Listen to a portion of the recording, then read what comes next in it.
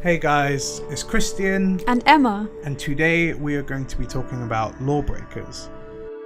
It's been just over 2 weeks and already there have been claims that LawBreakers is the next Battleborn, a game that people unfairly compared to Overwatch. Now for those of you who don't understand this reference, Battleborn was sort of a MOBA shooter hybrid that didn't turn out too well, because it sucked. Battleborn wasn't trying to be like Overwatch, and LawBreakers is in a similar situation. LawBreakers is a decent game. It's good enough that it deserves to have an active player base. However, there appears to be a problem these days, where good first-person shooters aren't receiving the same amount of attention they used to. Let's take a look at some of the most popular first-person shooters right now. PlayerUnknown's Battlegrounds, CSGO, H1Z1 and Overwatch. If you buy any of these games, there's a good chance you'll be able to play them at any point over the next 2 years. LawBreakers, on the other hand, despite being a good game, currently has just over 250 active players at the time this video was made.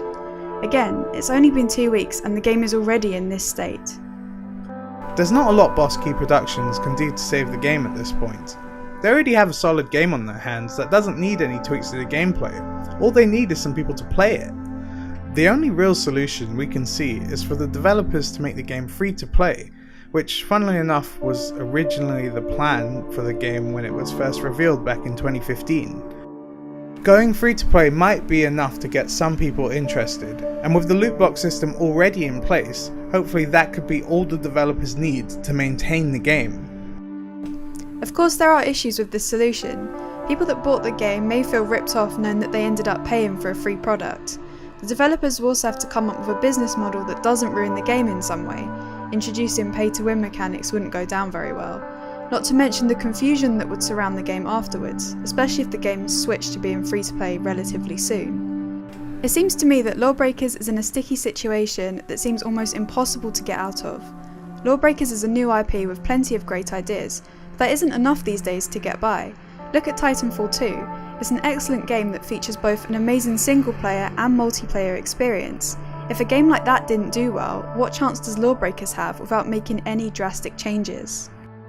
If we go back to the most popular first-person shooters right now, CS and Overwatch are games created by two of the biggest developers in the world.